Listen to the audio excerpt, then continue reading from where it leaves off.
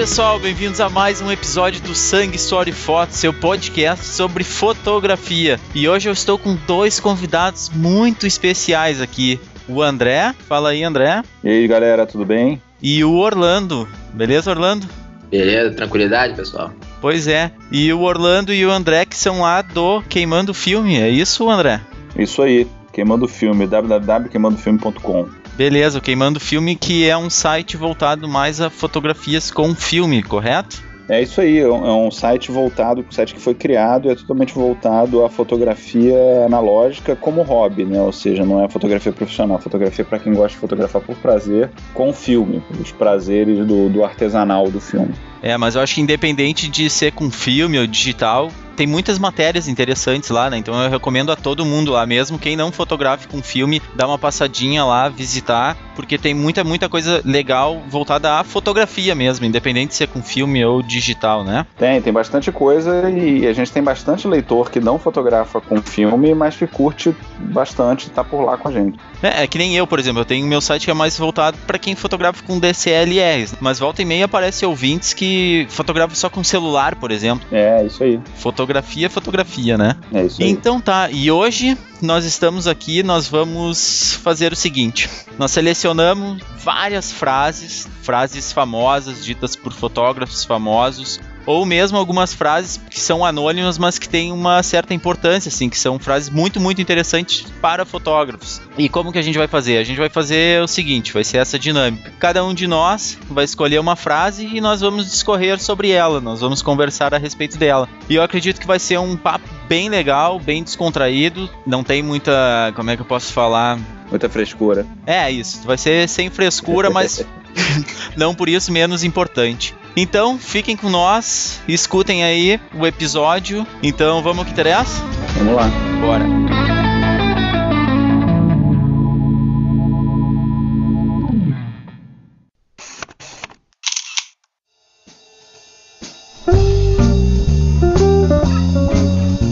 Então, beleza. Quem vai começar?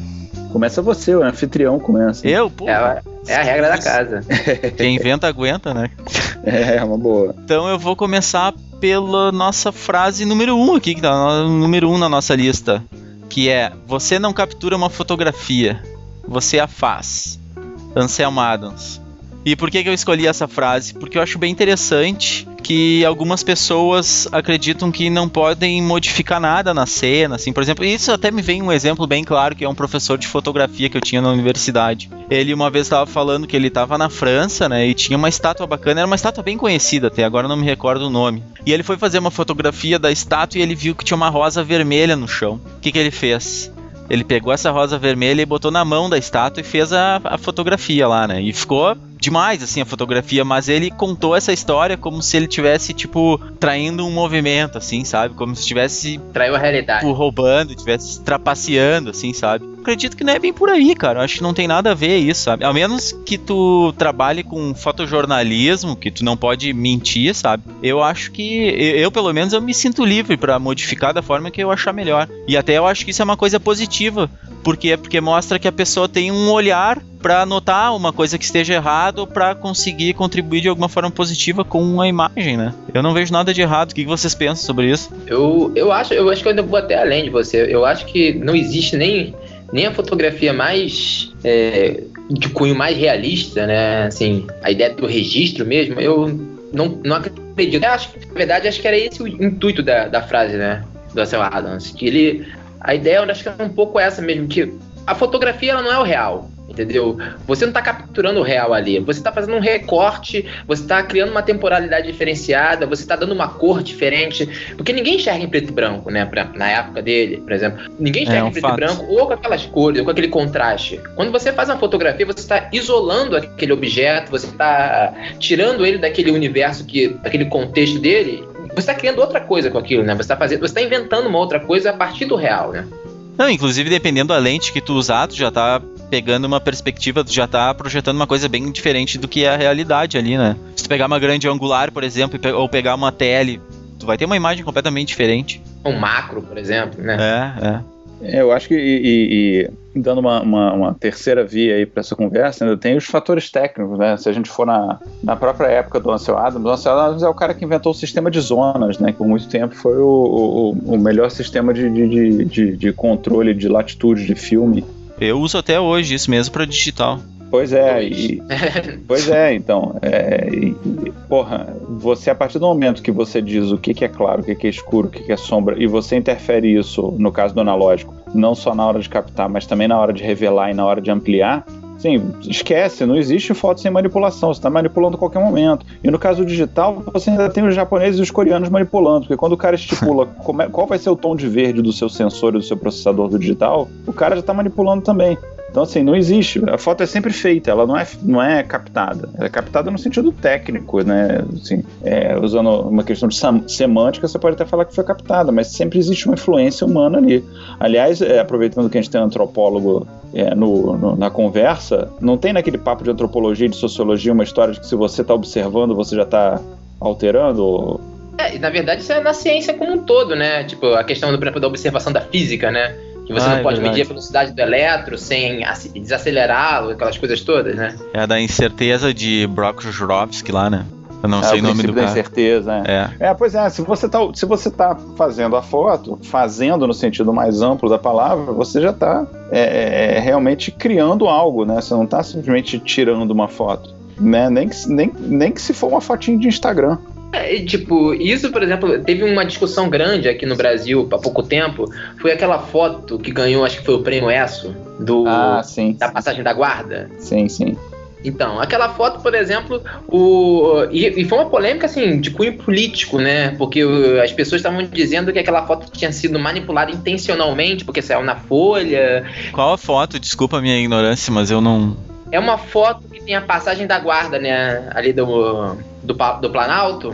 E aí tem aqueles soldados com aquelas espadinhas e tal, aquela coisa ridícula.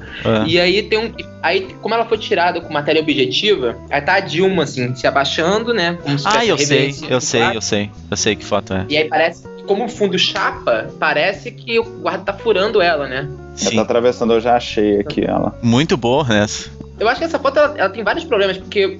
Primeiro que é um defeito, né? Essa coisa de chapar o fundo, né? Uma coisa que é uma lente ruim que faz isso, né? Chapou o fundo, perdeu a profundidade. E aí o repórter, né? O coitado, o fotojornalista, ele foi acusado de ter manipulado a imagem intencionalmente para passar uma mensagem negativa sobre o governo e tudo mais. Mas e daí? Porque exatamente. Mas esse debate foi tão longo, foi tão acalorado, que esse jornalista, ele divulgou a imagem, o arquivo RAW da foto, pra mostrar que não, a foto saiu assim mesmo, foi a lente e tudo mais.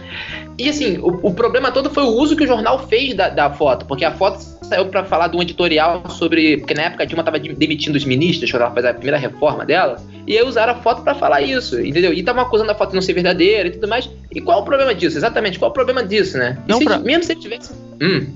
Cara, pra mim isso só mostra o quão bom o fotógrafo foi, cara, de pegar aquele instante ali, de, sacar a imagem ali, sacar aquele frame, entendeu? Que é fantástico, né, cara? Eu acho que teria sido errado se ele tivesse recortado aquilo num pós-processamento, editado e, ter feito um recorte de outra imagem e montado ela. Aí sim.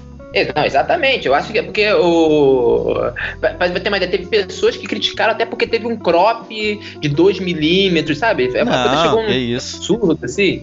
Não mesmo. Aí estão nada a ver. Bom, vamos pra próxima, então. Vai, André, tu que é o chefe. Eu que sou o chefe? O chefe. Não, aqui o chefe é o Antônio, cara. Não tem chefe aqui, cara. Todo mundo é igual. Bom, eu ia falar de uma outra frase do Ansel Adams. Não, eu vou falar assim, depois eu falo do Robert Capa. O Ansel Adams tem uma frase que eu gosto muito quando eu tô... Qual o número dela aí? Qual o número dela aí? Falarei. Tá.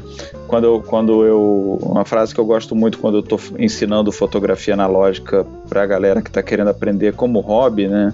Que é a frase 14, que é: não há regras de boas fotografias, existem apenas boas fotografias. E no mundo profissional existe muito debate sobre essa frase e tal, e o pessoal fica meio assim, meio assado. Eu vejo uma interpretação muito, muito lúdica, porque na verdade é muito, muito libertadora essa frase, né? Você, quando pensa que Não interessa se você está usando a técnica X ou Y. Se você ou outras pessoas olharem para aquela foto e gostarem, ela é boa. E tem mais, ela é boa de acordo com o contexto dela e o contexto de quem está vendo. Então, assim, interessa se a foto é boa para você. Se você gostou da foto, a foto é boa. Se você fez a foto para alguém e alguém gostou da foto, a foto é boa. O resto do mundo que se dane.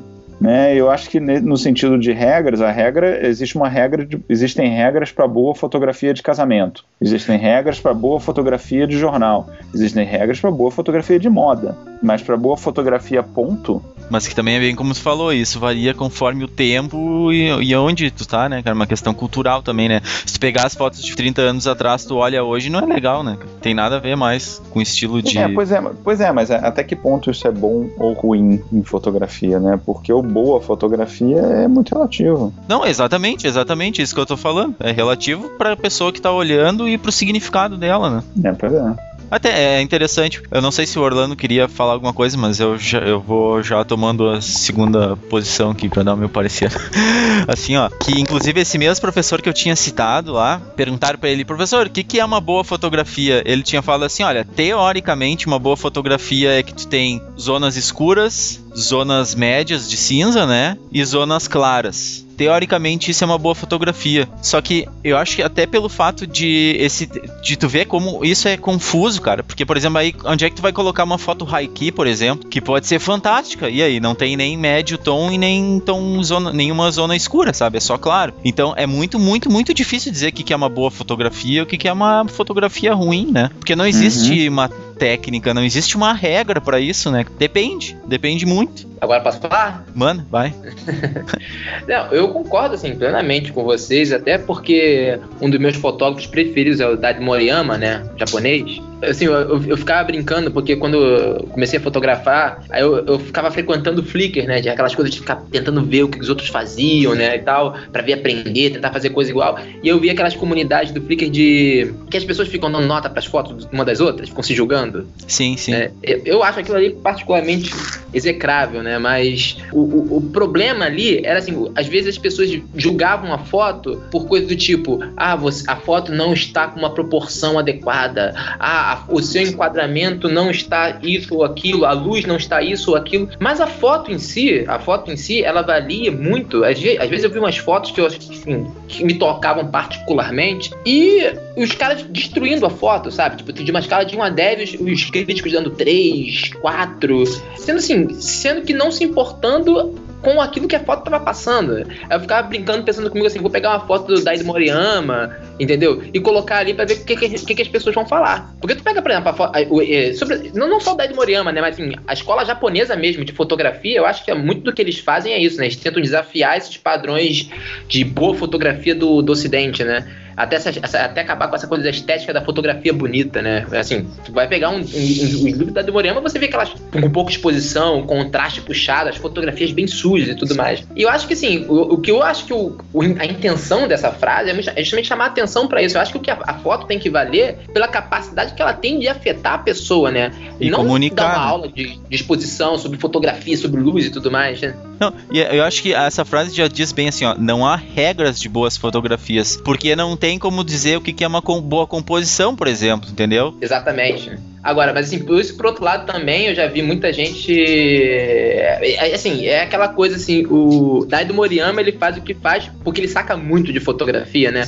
Tipo, ele consegue manipular as coisas, porque eu já vi muita gente usando esse tipo de frase pra justificar preguiça, né? Tipo, fazer a foto de qualquer jeito, mas que importa que eu peguei tal coisa na foto. Também a coisa não é bem por assim, né? Não é bem por esse lado também, né? Eu não sei, até dá pra gente tentar fazer um paralelo, por exemplo, assim, ó, a linguagem visual, como o próprio nome já diz, é uma linguagem, tu transmite ideias, e se a gente fosse falar, por exemplo, na linguagem escrita, existe uma regra pra fazer um bom livro? Tá aí o José Saramago pra provar que não, né? O cara que comeu toda a gramática e ganhou todos os prêmios aí.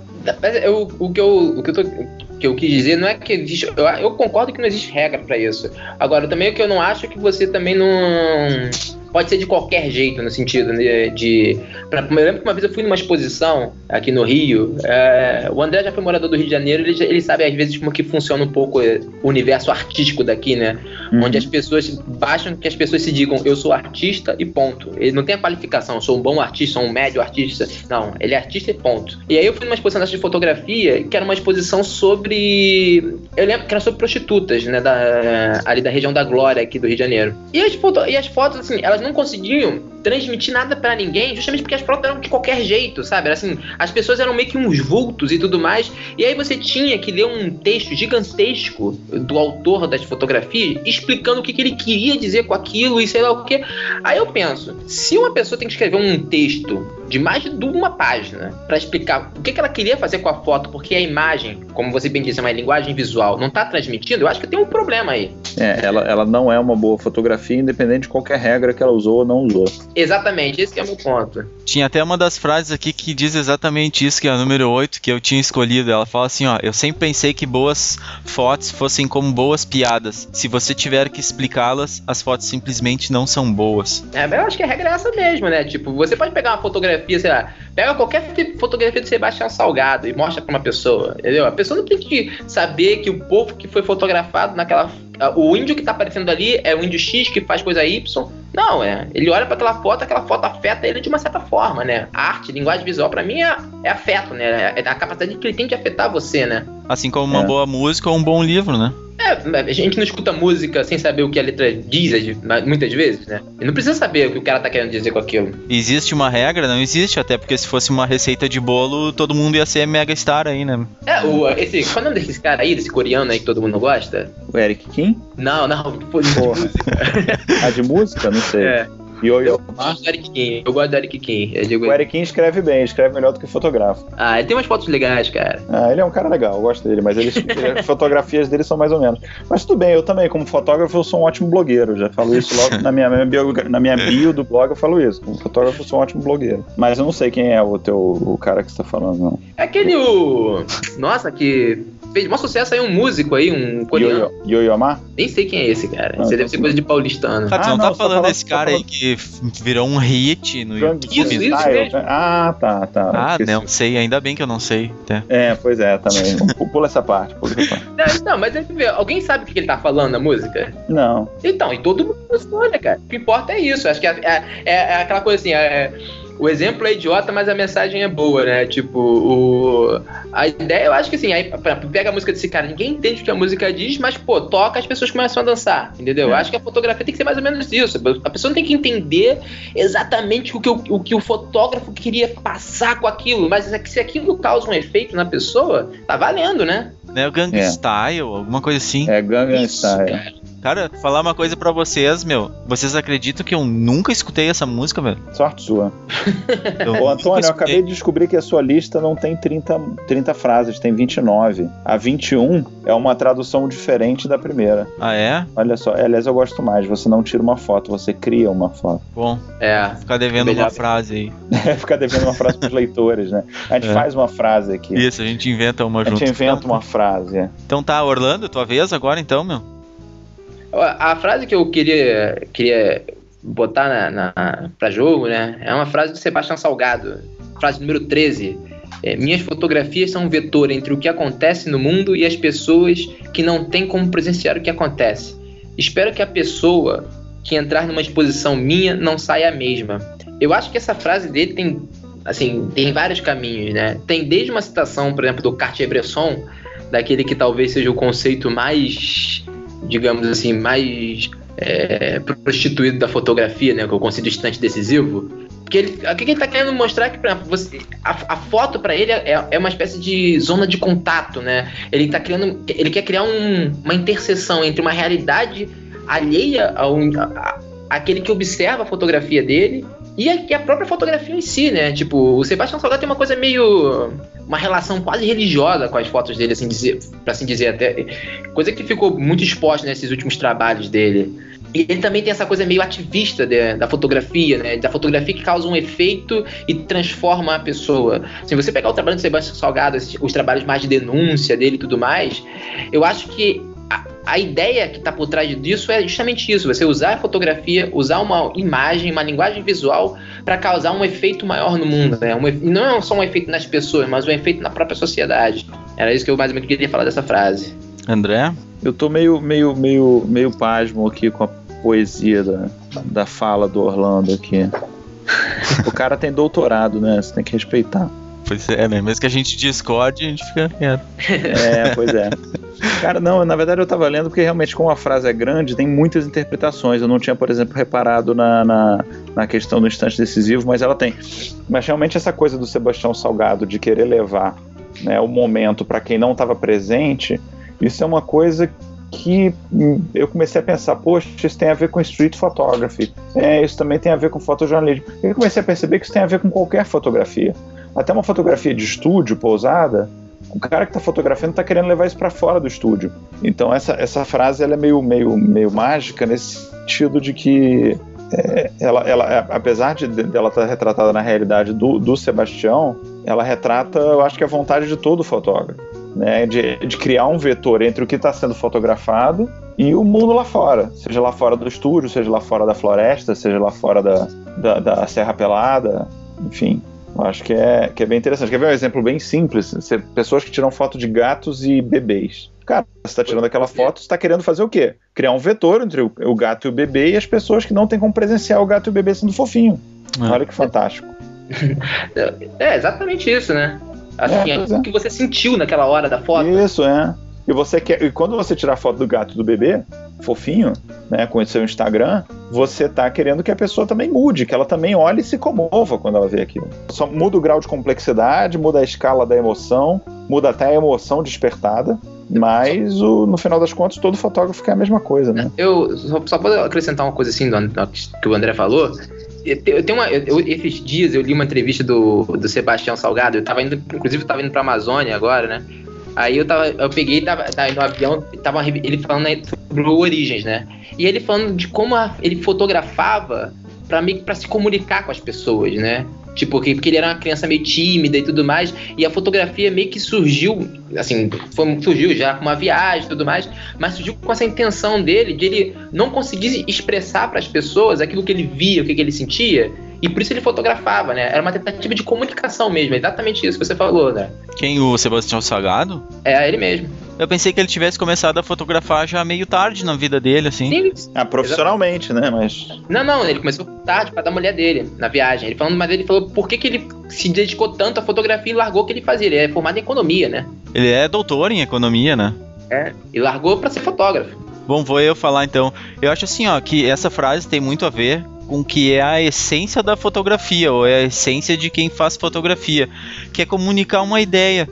E pode ser, mesmo querendo comunicar, seja lá, um sentimento que a pessoa estava passando naquele momento, ou querer mostrar o que ela estava vendo naquele momento. Eu acho que tem a ver muito com comunicação. E tem a ver também com aquela outra frase que a gente falou agora há pouco, que não há regras de boas fotografias. Existem apenas boas fotografias. E o que é uma boa fotografia? É exatamente o que o Sebastião Salgado depois fala. Que é assim, espero que a pessoa que entrar numa exposição minha não saia a mesma. Por quê? Porque ele conseguiu comunicar aquilo que ele estava querendo. Eu acho que é isso. É tu querer transmitir uma ideia, um sentimento, seja lá o que for, através daquela imagem. Se tu conseguir que alguém entenda aquilo, que consiga captar a mensagem, eu acho que aí tu pode dizer, essa é uma boa fotografia, sabe? Eu consegui a minha missão, eu consegui o que eu queria. Algo mais? Qual é a tua frase?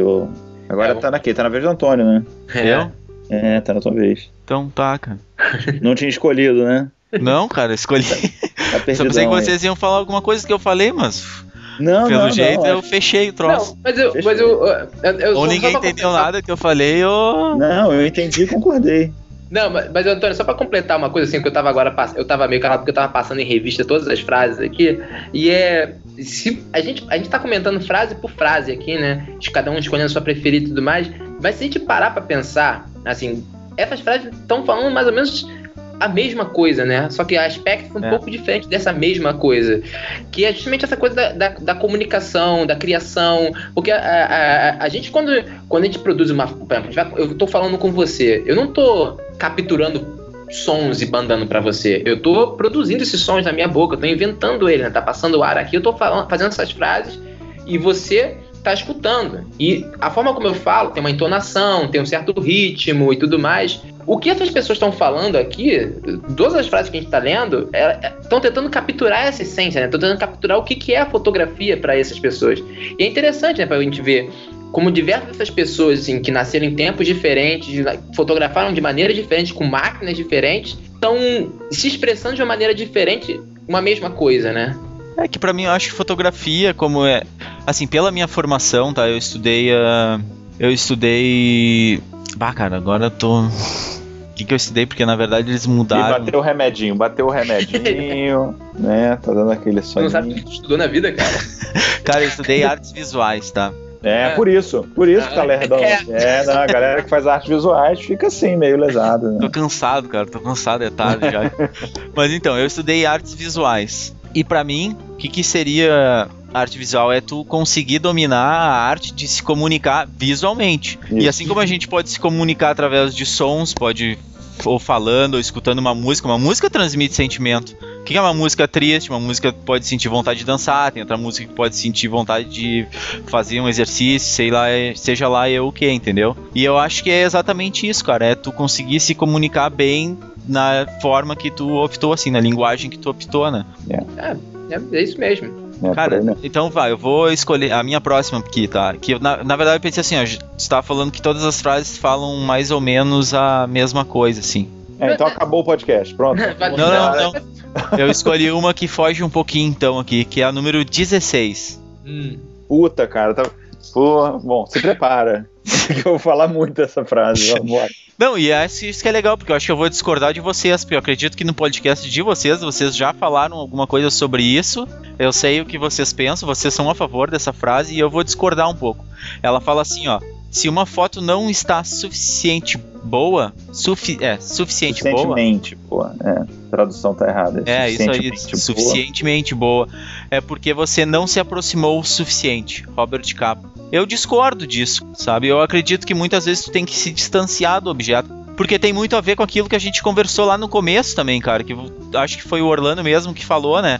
Que se tu tá muito próximo do objeto, talvez tu não consiga fazer a medição correta daquilo, sabe? Às vezes tu tem que te distanciar. Não, e acho que o André mesmo falou, né? Até que tu chamou ali o fato do Orlando ser antropólogo e tal. Isso. Quando a pessoa tá olhando pra alguma coisa, ela já tá interferindo naquilo, né? Enfim, eu sou mais do que fã do Capa, assim, como pessoa, eu sou estudioso do Capa, assim, eu já li 3 biografias dele e uma biografia da mulher dele. E o mais engraçado é que nenhuma das biografias ninguém fala dessa frase, eu tô tendendo a achar que ela é mentira, que ela foi inventada e botada na voz dele, que nem aquelas frases que tem no Orkut que falam que é Clarice Lispector, exatamente. Bom, se bem que essa frase teria muita aplicação no trabalho que ele tinha, né? Pois esse é o ponto que eu ia falar, assim, tenha ele falado ou não, essa frase é uma frase que remete diretamente ao trabalho dele na época dele, né? Pra quem não conhece, Robert Capa foi fotógrafo de guerra a vida inteira e era um cara que... E aí tem uma outra coisa relacionada a... Bom, primeiro, né? Um fotógrafo de guerra trabalha basicamente com fotojornalismo e é uma street photography no meio das bombas e tiroteios, né? Na verdade, o cara tá fotografando cenas no meio de bombas e de tiroteios. E naquela situação, retratar a dramaticidade com a Leicazinha dele lá, que eu acho que era uma Leica 3, entre outras, você tinha que chegar perto mesmo, ele não estava trocando lente, ele estava com uma lentezinha dele lá fixa e ele tinha que se aproximar, senão ele só ia pegar a panorâmica e não ia ter graça nenhuma. Agora, tem uma outra coisa que depois que eu li as biografias dele eu fiquei pensando muito o seguinte, o Capa era meio suicida, né? Ele ficava deprimido sempre que não tinha guerra e ele morreu no meio da guerra, né? Ele morreu de tanto se aproximar para tirar uma foto. Ele levou ao pé da letra essa frase e morreu. Explodiu, né? Voou a câmera para um lado e perna para o outro e ele explodiu. Eu acho que tem um pouco de suicida nessa frase, porque não é uma frase muito sensata para se falar na guerra, entendeu? Eu não sei até que ponto ela tem que ser levada a sério, porque o Robert Capa ele era muito fanfarrão, ele era muito irônico, ele sempre dava entrevistas sacaneando o repórter que estava entrevistando ele. Ele nunca tinha uma bêbado sempre, né? Acordava bêbado. Um detalhe importante. Ele também, só não tava bêbado. O cara lá nas desgraças que o cara ia... Mas ele era na desgraça porque ele queria. Ele ficava deprimido quando não tinha guerra. O intervalo depois da Segunda Guerra Mundial até a Guerra da Coreia, ele entrou em depressão. E aí quando pintou a guerra, a mulherada lá, que ele tinha mulherada, né? Porque ele não tinha uma mulher, ele tinha mulherada. Pedia pra ele não ir pra guerra e ele foi. Ele tava no Japão, patrocinado pela Nikon, eu acho, sei lá. E ele largou um negócio no Japão, fotografando, tava ganhando tudo, ganhando prêmio, ganhando câmera. E ele foi pra guerra. Foi pra Guerra da Coreia porque tava afim, morreu. Mas enfim, ele era um cara bem suicida e bem problemático. Então eu não sei se dá pra levar a sério essa frase, não. Eu começo, depois que eu li essas histórias, eu olho pra essa frase e começo a achar que ele falou isso só de sacanagem. Mas posso falar? Pode. Tá, mas André. Assim, esse é aquele tipo de frase que é verdadeira mesmo se for mentira, né? Assim, é uma frase que você pode ver, consegue ver ele falando bêbado, né? Com o cigarro ficando da boca, com as mulheres em volta. Mas assim, eu acho que a gente pode tentar propor uma coisa um pouco mais metafísica pra essa frase. Porque quantas vezes a gente já viu uma fotografia assim, que não transmite nada pra gente? Assim, que a gente olha pra aquela fotografia, tá aquilo ali, tá aquele elemento, por exemplo, um retrato. Você vê a pessoa assim, parece que a fotografia tá morta, né? Assim, não dá, é uma sensação que não dá pra descrever muito bem. Você olha pra aquela fotografia, ela passa, em um segundo você já esqueceu aquilo ali, né? Será que a gente não podia pensar essa foto de um jeito que, por exemplo, esse perto o suficiente é uma espécie de relação orgânica entre o fotógrafo e aquilo que ele quer passar? Aí eu concordo. Muito boa interpretação. Aí eu concordo. Por exemplo, o Sebastião Salgado. Vamos voltar pro Sebastião Salgado, que é o Daí Moriyama. Tu vê que aquilo ali, por exemplo, imagina o Daí Moriyama tentando tirar uma foto qualquer, assim, ele pegar, botar a câmera e não imprimir a marca dele na foto, né? Assim, é uma foto qualquer. Ele não tem a relação dele com a foto, ele não tá próximo o suficiente do assunto, né? O Sebastião Salgado é aquele contraluz que é característico dele, né? Você está vendo aqui, tem uma relação orgânica entre o fotógrafo e o mundo que supostamente está sendo recriado ali dentro. Eu acho que a gente pode pensar a foto nesse sentido, né? Dessa relação, dessa proximidade orgânica, metafísica. Eu concordo, isso é uma boa releitura da frase, mas eu discordo no uso que as pessoas fazem dela, porque as pessoas não interpretam dessa forma essa frase. Inclusive, geralmente quem cita ela é quem faz a street fotografia, sabe? Mas o lance é exatamente esse. As pessoas têm o hábito, isso é da nossa sociedade, né? Do de fulano A ou B, do grupo A ou B. A nossa sociedade tem mania de pegar as coisas. Primeiro que a gente tem mania de achar que precisa ter um manual para tudo. Então a gente procura mestres, né? No Queimando o Filme é proibido usar a palavra mestre, né? Eu chamo o Ansel Adams de o Papai Noel da fotografia e o Cartier-Bresson do emburradinho da fotografia, porque é para aproximar mesmo, para mostrar que todos eles eram pessoas como nós. Por isso que o Orlando tá fazendo doutorado, então, né? Vai sair mestrado. Pois é. E agora, tem um lance que é exatamente esse. Por exemplo, o instante decisivo é uma expressão que inclusive, é a mais mal interpretada da história da fotografia. Essa aí dá pra fazer uns 10 podcasts só sobre a má interpretação do instante decisivo. Porque as pessoas, a grosso modo, as pessoas acham que o Cartier-Bresson tava falando que você tinha que ficar parado lá esperando e quando acontecesse aquilo, você tirar aquela única foto, que é a foto. Quando, na verdade, o Cartier-Bresson, como qualquer outro fotógrafo, tirava um rolo inteiro para salvar uma foto. Ele disparava, quando estava prestes a acontecer aquele momento, ele fotografava o filme inteiro para que ele então escolhesse qual ia ser a boa foto no processo de edição, igual qualquer um faz. E as pessoas acham que não, que o fotógrafo bom ele é mágico, ele sabe exatamente quando a coisa vai acontecer e como vai acontecer e dá um clique. Não. Né? Não existe. E isso leva, inclusive, aquelas outras frases que tem, que eu acho que é do Bresson mesmo, aquela que é as suas piores fotos, as suas 20 mil primeiras fotos são as piores. 10 mil, pois é. Essa frase mais pessimista da história, né? Essa frase é uma boa cutuca. Eu fico sempre pensando pra quem esses caras leram essas frases, assim. Quem era o jornalista, qual era o público, porque essas que dão essa e aquela outra do Ansel Adams de que 20 fotos boas por ano é um bom ano, são frases ótimas pra deixar a galera calada, né? Deve dar ser cala-boca na galera. Crítico, né, cara? Tem cara. Porque a gente às vezes vê esses caras hoje em dia, assim, até Sebastião Salgado e tal, e a gente não imagina o quanto esses caras foram criticados na época, né? Porque na época, então, eles eram fotografia você abriu o jornal, antigamente tinha uma seção falando, ó, exposição tal, criticava livro tal e tudo mais. Esses caras eram bem bem criticados, né, no meio da fotografia, né, por um ou outro motivo e tudo mais. Sebastião Salgado, outro dia eu fui ler eu fui ver que tem uma série de pessoas que odeiam Sebastião Salgado, assim, fotógrafos mesmo, pessoas falando mal dele. Eu fiquei assim, é um mundo novo, né, que você descobre esse tipo de coisa. As pessoas eles podem estar respondendo esse tipo de coisa, né, quando eles falam isso. Pode. Cara, mas o que vocês têm contra essa frase que até tá aqui, a frase número 9? É assim, ó, 20 fotografias significantes em um ano são um bom resultado. Anselmo Adams. Concordo com essa frase. Não tem nada. Na verdade, isso é um ótimo... E, na verdade, isso é um contrassenso com a própria frase do Ansel Adams. É um contrassenso no bom sentido, que mostra que o Ansel Adams era um cara muito esperto. Inteligente e esperto. São coisas diferentes. Essa frase, ela vai contra a frase que diz que não existe fórmula para uma boa foto, né? Aquela foto que a gente leu aqui. Como é que é? Não há regras de boa fotografia. Existem boas fotografias. Bom, se não há regras, como é que você vai saber quais são as 20 boas fotografias do ano? Mas esse é o ponto, e é aí que ele tá certo, porque a questão é a proposta que você se propôs. Se você se propõe a fazer fotos com a proposta X, 20 por ano daquela proposta são muito bom, é muito bom. Não, mas eu acho que ele falou assim, não existe uma regra pra fazer uma fotografia, mas tu sabe quando tu tirou uma boa fotografia? Exatamente, cara? Mas o ponto é esse, também você não deve esperar que depois que decidida a foto que você vai fazer, ou as fotos que você vai fazer, que você tenha centenas de boas fotos. Não, mas é isso que eu acho que é aí que entra essa frase aqui, olha, se tu tirar 20 por ano, já é um bom número. Mas é exatamente isso. Eu tô concordando com a senhora. Falando exatamente. Concordo, eu pensei que tu estivesse discordando. Não. Tô falando exatamente que as duas frases, elas são um contrassenso numa primeira vista. Porque duas pessoas mal preparadas, enfim, que não explorem um pouquinho mais, podem achar que uma frase entra em conflito com a outra, mas na verdade não, elas se complementam. Mas eu acho que tem uma coisa que é interessante, essa coisa enfim, mas acho que fugindo um pouco do modelo que a gente está se propondo, porque já entrou numa outra frase, né? Exato. Mas é porque eu acho que o bom dessa história, por exemplo, quando ele diz que não tem regras, e você pode fazer 20 fotos por ano, e aquela coisa que a gente tá falando, depende pra quem, né? Pra quem são essas 20 fotos, né? Se você conseguir fazer 20 fotos... Porque, por exemplo, quantos de vocês já não passaram por isso? Eu tenho umas fotos minhas que eu adoro essas fotos, e quando eu mostro pras pessoas, a pessoa fala, legal. Aí tem umas outras fotos que eu considero absolutamente... legal, a foto ficou legalzinha, e as pessoas adoram, entendeu? Tipo, bem assim. Tu mostra 3 fotos, e uma que é muito legal, que tu mais gostou, assim.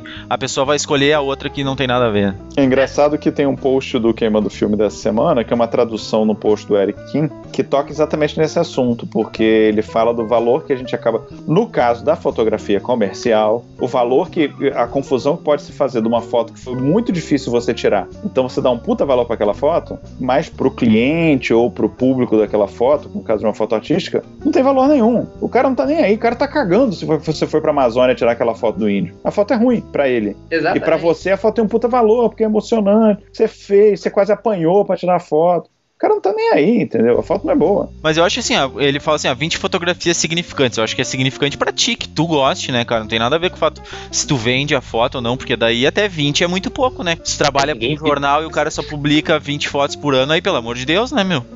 Tem alguma coisa errada, né? O Sebastião Salgado não vende 2 fotos por ano, pô? Sim, mas eu digo assim, ó, por exemplo, eu fotografo pra caralho, velho, toda hora fotografando não sei o quê, mas eu sei separar o joio do trigo, cara, eu sei dizer assim, isso aqui é tudo foto mais ou menos, isso aqui é umas porcaria, esse restante aqui é mais ou menos, mas, cara, hoje eu tirei uma foto que eu gostei, velho, puta, valeu pela viagem inteira, porque eu fiz uma foto que, puta, essa foto aqui ficou demais, sabe? Eu acho que é isso que ele tá se referindo ali, né, meu? Não, eu concordo plenamente com você, assim, até porque, por exemplo, essa questão de fotografia, assim, pra mim, então, é absurdo, porque várias fotos minhas porque eu tenho uma relação com minhas fotos, tipo assim, eu lembro o que o índio tava falando pra mim naquela hora, e por que eu tirei aquela foto assim, assado e tudo mais, só que aquilo ali é de fato intransmitível pra uma outra pessoa, né? Aquilo é a minha relação subjetiva com a foto. Essa questão de você tirar 20 fotos significantes pra você durante um ano, eu acho que isso aí é pra uma coisa edificante mesmo, assim, esse ano eu tirei 20 fotos que eu posso falar que são ótimas, agora, essas 20 fotos podem ser uma porcaria para as outras pessoas, né, eu acho que a gente tem que ter sempre isso na cabeça, né. Por aí, eu acho que essas duas frases geram todo esse debate do que é bom e do que é ruim e do quanto isso é relativo, né. Uhum. Mas assim, pra puxar só de volta pro modelo, né, agora é minha vez da frase, né. Não sei, Eu não sei também, cara. Eu sei que eu escolhi 2 já. Não escolheu 2, André? Pessoal, e aqui mais uma vez eu como um deus ex machina. Eu fui trollar eles e acabei sendo trollado. Mas continue escutando aí que vocês vão entender.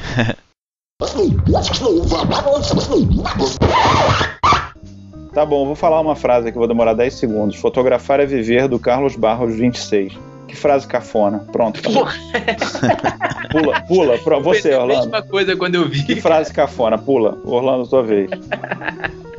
Quer comentar nada não, Antônio? Não, tá comentado já. É cafona. Vai, Orlando.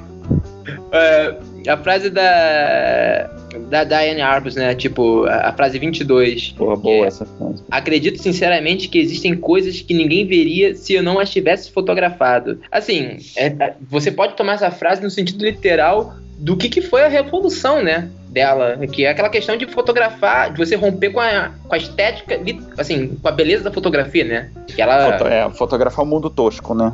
Exatamente. Tosqueira, Só que eu acho que do jeito que ela era, assim, das coisas que eu já vi falando, assim, já li dela falando, na verdade, você pode interpretar essa foto de um outro sentido, no sentido de aquela coisa mais orgânica, mais metafísica, né? Porque ela tinha uma visão, ela tinha uma espécie, assim, aquela coisa da comunicação, né? Aquela coisa que ela queria se comunicar com as pessoas e tudo mais. Você vê isso pela biografia dela, do jeito como ela morreu e tudo mais. Tinha uma necessidade de se comunicar e uma impossibilidade de fazê-lo. Então, essa coisa de... Ela estava sempre buscando mostrar o que era a visão, o que ela estava olhando, para onde ela estava olhando para o mundo, né? São essas coisas que ela quer fotografar. E quando alguém vê isso, ela está se comunicando com a pessoa, né? É uma coisa do olhar, né? Ou seja, eu preciso, através da minha foto, eu consigo mostrar para as pessoas o que eu tô vendo. É aquilo que eu tô sentindo, né? Assim, eu vejo beleza nesse tipo de gente, eu vejo beleza nesse pessoal que é excluído, né? Que esse pessoal que não tá na capa da revista, né? Eu acho que eu gosto muito dessa frase também. Eu conheci agora essa frase. Eu não sei se eu já tinha visto em outro lugar, mas eu achei muito a cara dela, assim. Eu não conhecia. Eu não conhecia. Tem um filme, vocês já viram um filme sobre a vida dela? Aquele com a Lourinha? Com a Lourinha? Quem é que faz a... Eu não sei, eu sempre penso nesses filmes hollywoodianos que eles botam uma atriz bonita pra enfeiar, pra fazer... Pois é, tem que encontrar qual é o filme aqui. Tem no Netflix, assistam. É ruim. É ruim o filme? É o filme, é o Fur? É isso, com a Nicole Kidman. É o Fur, que na verdade era um trechinho da vida dela. Eu não vi ainda, mas pelo que eu sei era um trechinho só, né? Uhum. Ela encontra os vizinhos lá. É muito ruim. É muito ruim? Enfim, né, cara? Tipo isso, né? É tipo agora, essas coisas assim. Tá. Enfim, e aí agora o próximo... Antônio, você vai comentar não? Cara, eu acho que vocês meio que falaram tudo aqui, cara. Não tem muita coisa a acrescentar, não. Você acha a frase cafona também do Carlos Barros, não? Cara, sobre isso eu gostaria de conversar, meu. Sabe quem é o Carlos Barros? É o meu segundo nome, que é seu cara. Pai, não, mas eu... Não, cara, sabe o que foi a história dessa frase aqui, cara? Tava faltando uma frase pra completar 30 e eu coloquei ali de pegadinha pra vocês, cara. Porque isso aqui, na verdade, meu pai costuma falar assim, que recordar é viver. Aí eu, porra, o que eu vou botar? Daí eu botei fotografar é viver, velho, tá ligado? Carlos Barros é seu pai. Não, cara, é meu segundo nome, cara. Carlos. Rapaz. Porra, você é o dono da frase cafona, rapaz. Você quase sentiu mal, André, né? Não, cara, nada a ver, nada a ver. Pura diversão. Eu botei pra encher linguiça mesmo, tá ligado? Se fosse o pai dele, eu ia me sentir mal. Sendo ele, eu não me sinto mal, não. Mas eu fiquei curioso, o que vocês iriam ler e pensar disso ali, tá ligado? Porque na verdade não faz sentido, né? Não faz sentido. Ela é muito simplória, né? Não faz sentido nenhum. Não, até faz. Uma pessoa pode falar isso, é muito poético, mas... Não, fotografar é viver, cara. Não, pode dizer se não vai fazer sentido. O cara ganha dinheiro com isso, né, cara? Fotografar é viver. Um lambi-lambi pode falar, fotografar é viver, né? Sei lá. Né? Se não fotografa, eu não vivo. Tá, cara, aí, mas... O Orlando pegou a 22, tá aí o próximo então? Tu mesmo. Olha que eu tô escolhendo mais frases que vocês, hein, cara. Não, eu escolhi... não, mas não vale essa ali que tu escolheu, essa ali não vale não, André. Vai me dar outra, então, é isso? Tem essa frase do Araquém Alcântara, que eu acho... É engraçado quando a gente vê... Tem sempre que ter o contexto, né? Até a sua discordância com relação à frase do Capa tem a ver com o fato de que a frase se der com o contexto, né? Essa frase do Araquém, Qual o número? Também só pode ser entendida ou bem entendida dentro do contexto do Araquém. E é bom que ele bota o minha, né? Então já ajuda. Minha fotografia é a resistência da memória, frase 27. Porque as fotos que ele faz, ele entende que ele tem que registrar aquilo para que fique na memória da humanidade, ou da sociedade, ou da cultura, né? E são frases muito de registro mesmo, né?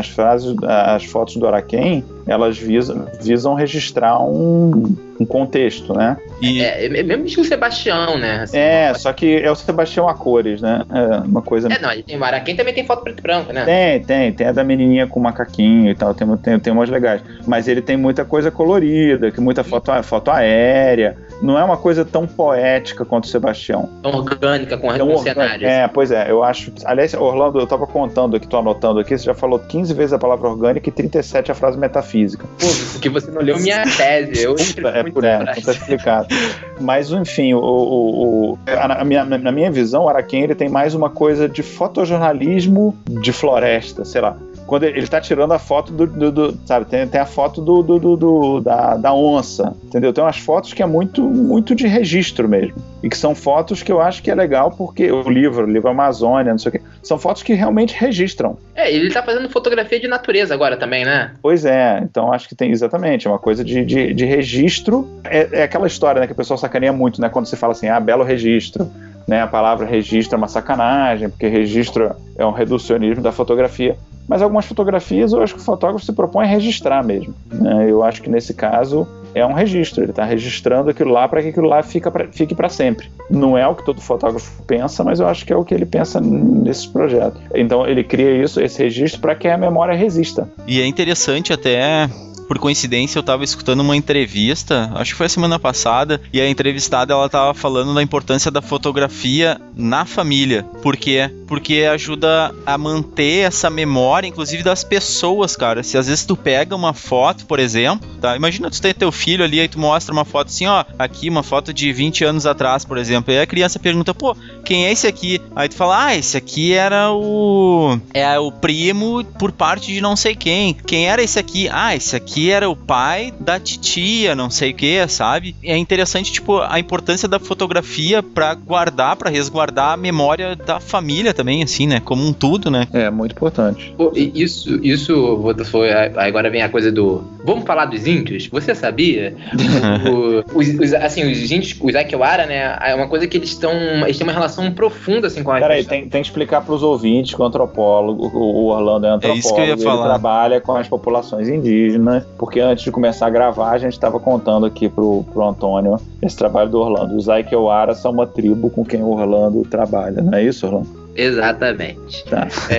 Não, mas então, e uma das coisas assim que boa parte do meu relacionamento com eles foi um relacionamento mediado pela câmera, né? Assim, na verdade eu acho que a minha inserção na aldeia foi muito porque eu tava fotografando eles lá, e aí eles se aproximavam pra tirar as fotos, pediam as fotos depois, e o que era mais importante pra eles, assim, eles queriam as fotos, assim, eu pegava, tirava uma foto deles e tudo mais, e aí é aquela coisa assim, você tira a foto, pô, a foto ficou bonita, tu dá aquela ampliada, mostra pros caras, e eles não ligavam muito pra foto, eles pegavam a foto e simplesmente guardavam numa bolsa. E eles falavam pra mim assim, não, mas pra que você tá tirando foto então, né? Ele, não, é pra mostrar pros meus netos verem como eu era. Tu vê tudo a ver com isso, né? Hã? Tudo a ver com isso que a gente tá falando, né?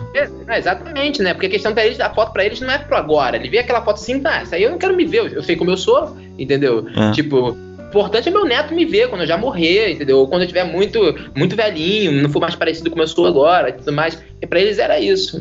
Bate certinho. Eu geralmente separo assim alguns tipos de fotografia. Existe fotografia comercial, existe fotografia porque você tá fazendo uma paisagem, seja lá o que for, mas existe aquela fotografia que é justamente essa, só pra guardar aquele instante da tua vida, sabe? Que é pra te olhar daqui 30 anos e se lembrar daquele momento. E isso eu acho que é o tipo de fotografia, inclusive, que a maior parte das pessoas faz com celular, né? Sabe? Porque tu não te exige uma qualidade de uma fotografia que tu vai vender, que tu vai trabalhar com aquilo que seja comercial, mas é o suficiente pra tirar aquele recorte daquele instante na tua vida, né? Que vai te servir justamente pra se lembrar no futuro. Porque, assim, eu sou chato com duas coisas nessa minha vida, né, cara? Que é... Eu sou chato com lombo, né? E com Instagram. Não é lombo, não, é lomografia. Lomografia. E assim, eu concordo muito com essa coisa do registro e tudo mais. Só que, assim, eu acho que no mundo hoje em dia o pessoal passou um pouco além disso, né? Que, por exemplo, você vai numa festa de aniversário, às vezes você vê a pessoa puxa um bolo, e aí todo mundo puxa uma câmera e começa a fotografar. E as pessoas não estão olhando pro bolo, estão olhando pro bolo através da câmera. É verdade. A memória está sendo só mediada por isso. As pessoas veem um pôr do sol, assim, outro dia eu passei aquele espetáculo grotesco aqui do Rio de Janeiro, que as pessoas ficam batendo palma pro pôr do sol. Isso é ridículo. Isso é muito ridículo. Miami tem isso também, não? Cara, eu acho que isso aí tem em todo mundo, cara, porque eu morei em Salvador já e lá era a mesma coisa, mano. Chegava na hora do pôr do sol, a galera batia de palma, velho. A humanidade não tem jeito não, cara. A humanidade não tem jeito. Eu não tô morando em Miami mais, mas quando eu morava em Miami é a mesma coisa também. Você mora onde agora, em Nova York? Não, tá, quem me dera, né, cara? Quem me dera morar em Nova York. Não, eu tô morando em Carolina do Sul. Ah, legal. Mas, enfim, aí, tipo, quando eu tava passando lá, já faz algum tempo que eu presenciei isso, né, da última vez. Aí o pessoal tava, em vez de o pessoal, assim, pôr do sol, aquela coisa assim que, né, aquela hora que a fotografia é clichê, a gente sabe, sempre, todo mundo, quem nunca tirou uma foto do pôr do sol, né? Fica aquela coisa bonitinha e tudo mais. Tu, você via, assim, na areia, eram zilhares de celulares apontando pro pôr do sol, e as pessoas não estavam olhando pro pôr do sol, estavam olhando só pro celular pra tirar foto do pôr do sol, entendeu? Tipo, as pessoas não estavam mais aproveitando o momento, assim, por mais que eu tenha críticas daquele momento, mas, pô, se tu tá se propondo a fazer, vai bater palma, cara, não vai ficar só tirando foto do acontecimento pra botar no Instagram, entendeu? Então tá, cara, quem é o próximo? Sou eu? É tu. Eu escolhi a minha. Pô. Ah, não, foi o André que escolheu. Antônio, eu falei, pois é. Tu ia escolher a terceira agora, né, André? Eu sei lá, eu saí escolhendo. Pois é, eu sei. Cara, deixa eu ver aqui, ó. Vamos falar sobre a número 3, então, já que eu estudei artes visuais e pra mim isso é muito importante, que é o seguinte, frase número 3. A beleza pode ser vista em todas as coisas. Ver e compor a beleza é o que separa a simples imagem da fotografia.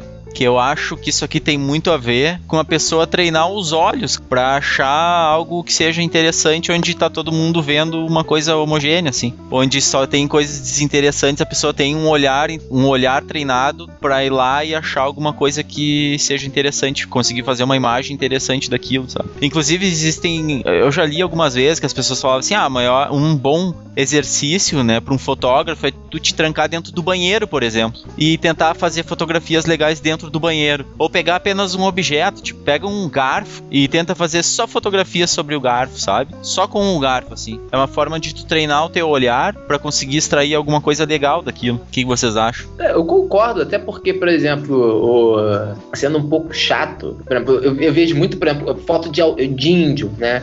Às vezes essa coisa do treino, por exemplo, as pessoas acham que vai pra aldeia, aí compra. Vários amigos meus, quando vão pra aldeia, assim, o aluno tá começando e tudo mais, ele fala assim, vou pra aldeia, qual câmera que eu levo e tudo mais. Os caras ficam preocupados em saber qual câmera que eles vão levar pra fotografar o índio assim, assado. Aí eles vão lá, compram, eu já vi gente levar uma 5D pra aldeia, entendeu? E chegar lá e voltar com umas fotos absolutamente banais. Tu vê, o cara foi fotografar um ritual, os vídeos todos pintados, todos devidamente caracterizados, e o cara não conseguir capturar a beleza daquilo, entendeu? Justamente por essas coisas do não ter o olhar treinado, não conseguir ver a beleza. A beleza daquilo já era tão óbvia que o cara assim não conseguiu fazer uma foto minimamente razoável daquilo, né? Bem provavelmente estava preocupado com o equipamento. Né? Com certeza, né? Ou muitas vezes as pessoas ficam preocupadas com a qualidade técnica, né? E não conseguem ver o que realmente está acontecendo lá. Quer ver um exemplo, cara? Agora eu me lembrei assim, tem uma foto que eu gosto muito.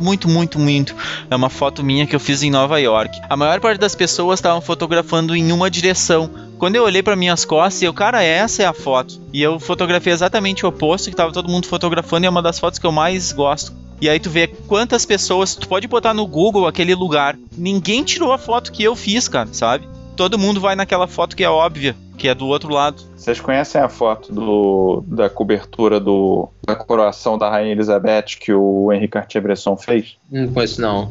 Todo mundo fotografou a procissão da Rainha Elizabeth, né, passando na rua. Ele tava meio de saco cheio, porque ele não queria fazer aquele job, né, porque ele, nessa época, não tava com muito saco pra fazer esse job, ele tava com a Magnum já. Ele virou de costas e começou a fotografar a plateia, o pessoal que tava assistindo. Então você tem a perfeita visão daquela época, do povo daquela época, vendo a rainha passando na frente deles. E você vê o olhar das pessoas. Eu já vi isso num fotógrafo esportivo que ele tem uma das melhores fotos do Maracanã. Tem uma foto até clássica da plateia do Maracanã, da geral do Maracanã, que é a geral totalmente tomada pela torcida do Flamengo e tem uma mulher com os peitos de fora. Você nunca viu essa foto, não? Acho que já vi, sim. Eu não me lembro. Uma foto famosa da geral. Ela circulou muito agora por causa do fim da geral no Maracanã, né? Essa foto voltou a circular bastante. E aí, tipo, uma vez eu vi uma entrevista com um fotógrafo que fez com um cara que fez essa foto. Ele tava contratado pra fotografar o jogo. E aí ele falou, pô, o jogo tava um 0x0 chato demais, e todo mundo tendo que fotografar, o Vico, o Júnior. E aí quando ele virou e viu aquela festa toda, ele foi lá e fotografou, assim, que era uma coisa assim, fora do padrão pra época, né? Até porque era fotografia com filme e tudo mais. Eles tinham um número limitado de rolos que eles podiam usar durante o troço. E ele fez uma série de fotografias nesse sentido, né? Ele fugiu do óbvio, né? Ele foi olhar pro outro lado, pra onde ninguém tava olhando. Porque ali é até mais óbvio, né? As pessoas estão ali pra ver o jogo, né? Eu só me corrigir aqui, eu tô botando o link aqui pra vocês no Skype, é a coroação do rei Jorge VI, e não da Rainha Elizabeth, foi em 37, então tava bem errado com relação à data, não era a Magnum, não tava formada ainda, né? Mas enfim, a foto é do cacete, tem até um mendigo dormindo. A rainha passando, o mendigo dormindo e a galera sentada no murinho olhando. Impressionante, né? É foto do cacete. É mesmo, né, cara? Pô, o cara parece que tá tão relaxado que parece que tá com o pescoço quebrado, né? Quem é o mendigo, né? O mendigo, né? Nos jornais, né? É muito boa essa foto. Eu errei a data, errei o rei, mas acertei. Cara, aí, olha, a composição ficou perfeita. Bem onde o gurizinho tá ali, tem tipo um intervalo. Fica muito, muito boa a composição. Nisso o Bresson era foda, né? Puta. Não, mas essa era a especialidade dele, né? E ele tinha o método. Exatamente. Ele tinha o método. Todas as fotos têm esse mesmo problema e essa mesma ideia, né? E o gurizinho tá olhando pra câmera, né? Que contrasta com todo mundo que tá olhando pra outra direção, né? Você sabe que o Bresson não queria ser fotógrafo, né? Não sabia. Não, ele não queria, ele queria ser pintor, desde criança, assim, ele foi fotógrafo para ganhar dinheiro e tal. Tanto que depois ele se aposentou, parou de fotografar e foi ser pintor, na verdade desenhava com carvão lá. Mas toda a mentalidade dele era de pintura, era de arte plástica. Mas isso, só deixa eu fazer um parênteses, que geralmente as pessoas conversam sobre composição e vêm com aquela regra dos terços. Eu falo assim, cara, melhor aula de composição que tu pode ter, vai em um museu ver pintura. É exatamente isso, cara. Não me lembro aonde que eu tava. Eu acho que novamente foi o Eric Kim no post que eu li, falando sobre exatamente isso. Sabe, vai criar repertório, sabe? A pessoa tem que ter repertório, tem que estudar. Eu aprendi isso estudando desenho, né? Meu pai é desenhista. Eu aprendi muito isso, assim, é impressionante. Quando eu fui começar a fotografar, eu lembrava das regras, assim, até que coisa de proporção e tudo mais. Vem tudo na cabeça, né? Perspectiva, né? Exatamente. É grande perspectiva. Então tá, meu. Quem é o próximo? Orlando agora? Sou eu. A frase que eu vou falar é até óbvia agora. É a frase 23 do Terence Donovan. A mágica da fotografia é metafísica. Metafísica! Agora fechou 38 vezes que ele falou essa frase. 38 vezes que ele falou. E até o final da gente comentar essa frase vai fechar umas 50, garanto, né? E agora tem que comentar. Mas completando a frase. A mágica da fotografia é metafísica. O que você vê não é o que foi visto no momento. A verdadeira habilidade da fotografia é a mentira visual organizada. Puta, boa frase, hein, cara? Terence Donovan. Ainda mais levando, assim, é aquele tipo de frase que eu não conseguiria ver ele falando, né? Assim, porque eu nunca consegui. O trabalho dele é legal e tudo mais, mas eu nunca imaginei ele como desses fotógrafos pensadores, né, da arte, né? De repente ele colou de alguém, né? Não duvido muita coisa não, né? Mas enfim, vai saber. Mas mas eu acho que o ponto da frase é certeiro, assim, vem naquela linha daquilo que a gente já tá falando, né? Que a fotografia não é registro, a fotografia é uma coisa assim, é uma tentativa de comunicação, uma linguagem muito própria, né? Mas aí eu acho que o bom dessa frase, além da poética, né, da estética dela, é essa ideia da mentira visual organizada, né? E que a fotografia não é aquilo que foi visto no momento, né? Mas ela tem uma ideia de processo, né?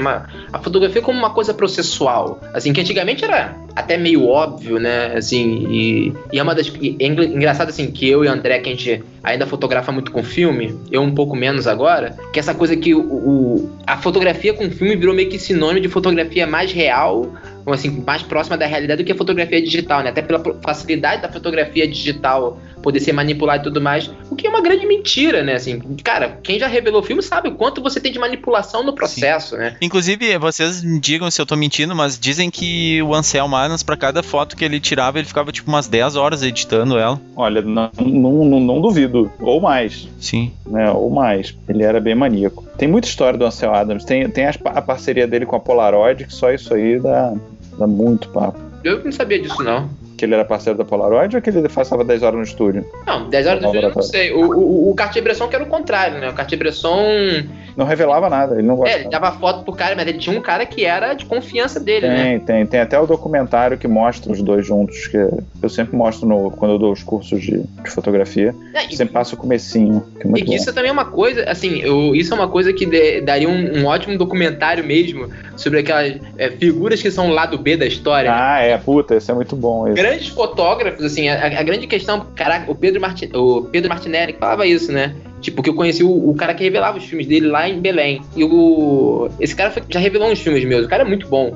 Só que, assim, o quanto da fotografia desses caras tem do laboratorista que pegou, né? Tipo assim, a mão do cara ali na história. Não é pouco. Exatamente, enfim. Porque esse cara, por exemplo, lá de Belém, que faz essa revelação, o cara era um artista, ele tinha toda uma teoria, ele conversava, ele perguntava pra você sobre o que você tinha fotografado e tudo mais, aí porque ele ia escolher um pouco depois e os negativos dele saem fantásticos. Foi a melhor revelação que eu já tive das minhas fotos. Pois é, tem muita coisa. Mas essa história, só pra finalizar o assunto aqui, a parceria do Ansel Adams com a Polaroid pode ser bem vista num livro chamado Instant, que saiu, acho que não tem em português, The History of Polaroid, The Story of Polaroid, do Christopher Bonanos. Você acha fácil, inclusive eu comprei na Amazon, saiu bem baratinho. Tem e-book? Tem e-book também. Eu comprei físico, mas tem e-book, que não vai deixar muito perder não, porque tem umas ilustrações, mas dá pra ler em e-book numa boa. E é muito legal porque é a história da Polaroid, só que de um ponto de vista pouco técnico. Existem várias biografias da Polaroid, só que algumas delas são muito técnicas, parece que são feitas para um cientista ler. E essa não, é de um cara que é um jornalista, então o texto é muito legal e ele fala bastante da parceria do Ansel Adams com a Polaroid e o quanto ele ajudou o Edwin Land a fazer os produtos. É bem legal. Beleza, então. Tu quer escolher uma última, então, André, pra encerrar aqui? Te dou a honra de escolher ou tira para o ímpar aí com o Orlando. Não, André, ele é o que vai na frente. É o que vai na frente. Como os índios diziam, assim, você perguntava pro índio, assim, pros tupinambás da costa brasileira, assim, qual o privilégio que o chefe tinha? Porque os chefes indígenas não mandavam em nada, né? Enfim, na verdade, a população que mandava neles, né? Aí perguntavam pra eles, mas então qual é o privilégio? Qual é o privilégio do chefe? O chefe na guerra ele morre primeiro. Entendeu? Muito bom. Porra, André, Tá bom. Mas eu vou só um pouquinho. Tu tinha falado, Orlando, que tu tá trabalhando com digital lá agora, né?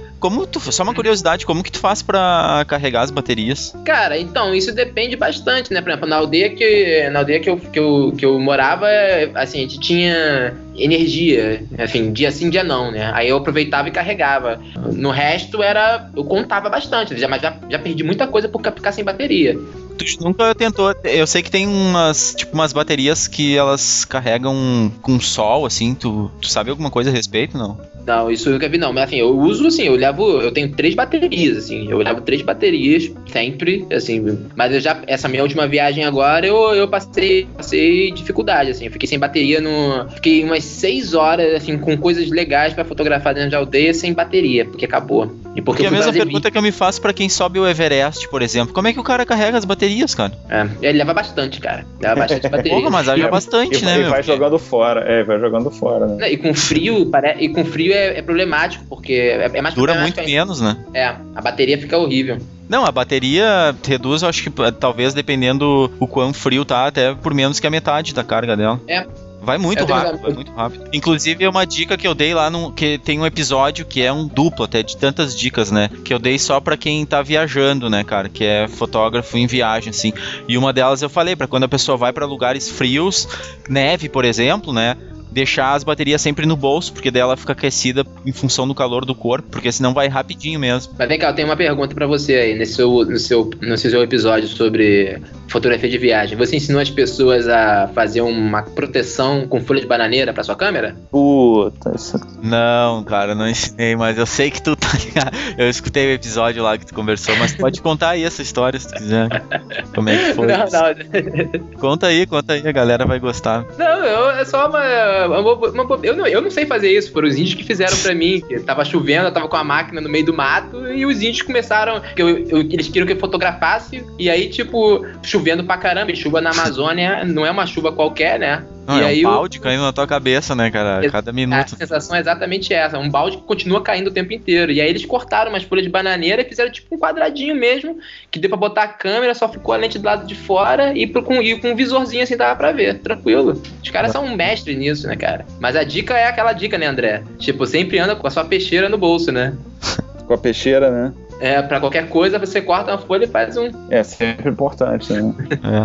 Não, mas eu deixei uma dica com relação a isso que eu falo, que é sempre andar com uma sacolinha plástica, cara, que não ocupa lugar nenhum, deixa no case da câmera, em qualquer lugar, né, socado. Sacolinha de supermercado mesmo, né? Isso é típico. Não, isso amarra com elástico e tá ótimo. É isso aí. Então tá. A última frase do André, não é isso? Não, acho que já tá bom já, cara. Já estamos a 1h30 aqui de tempo, acho que contamos bastante caos aí. Então tá, cara, vamos para o encerramento, então? Vamos lá.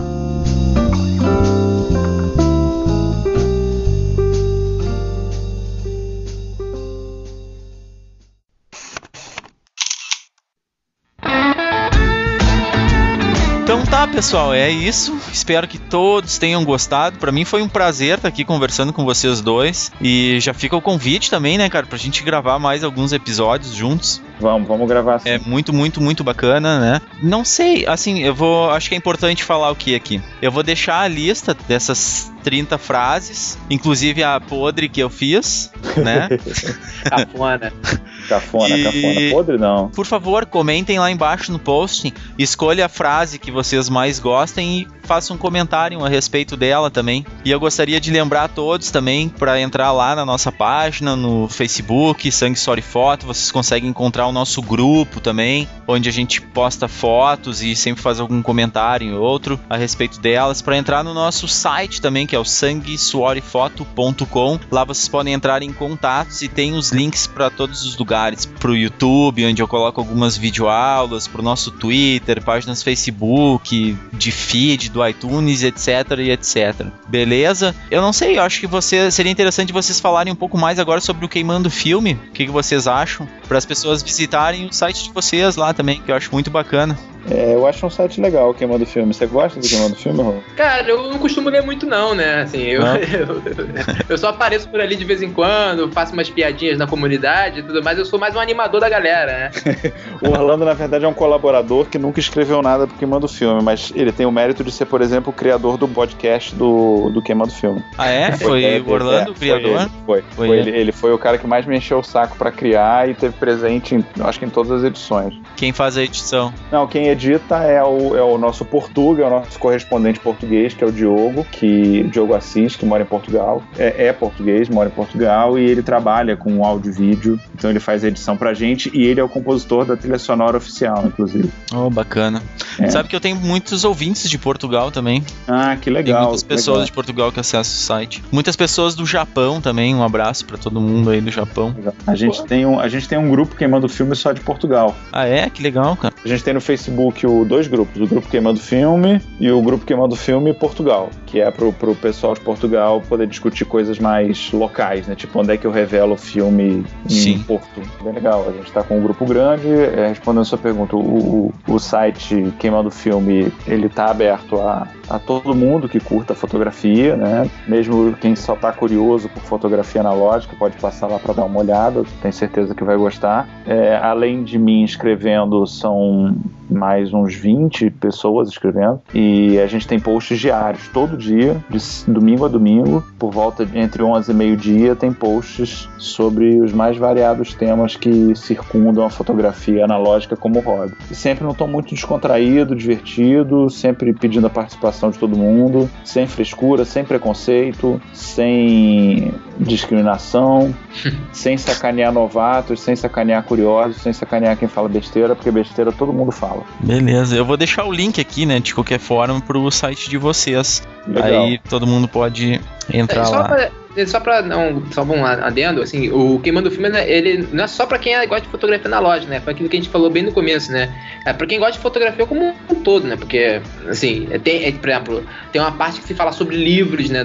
Sobre livros de grandes autores e tudo mais. Então, não é só porque você não fotografa com analógico, você não vai encontrar coisa dentro do Queimando o Filme pra você ler, né? É isso aí. Fotografia é fotografia, não importa qual câmera você esteja usando, né? É isso aí. Mas eu gostaria de convidar vocês pra gente fazer um episódio só sobre filme, cara, que eu acho muito legal. Inclusive, sempre que eu tenho oportunidade, eu incentivo as pessoas a fotografarem com filme, porque eu acho muito bacana.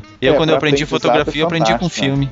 Pois é, pra aprendizado é fantástico. Não, é uma experiência completamente diferente, né? Bom, quando você quiser, estamos aí. Só agendar. Só convidar. Beleza, então. Se eu não estiver na aldeia, tamo aí. Se ele estiver na civilização. Mas, enfim, querendo, a gente traz uns 10 pra conversar aqui. O que não falta é gente pra conversar aqui no podcast. Pô, então tá marcado. Então promessa é dívida, hein, cara? Olha o que tu tá prometendo, tá todo mundo escutando aqui o áudio de prova, hein? Então tá, meu, beleza. Tá bom? E é isso. Então, mais alguma coisa pra falar? Não, acho que é isso. Agora vamos botar o podcast no ar e ouvir o que os ouvintes têm a dizer aí. Beleza, então. Um abraço a todos, pessoal, e boas fotos. Tchau, tchau. Abraço, gente. Abraço.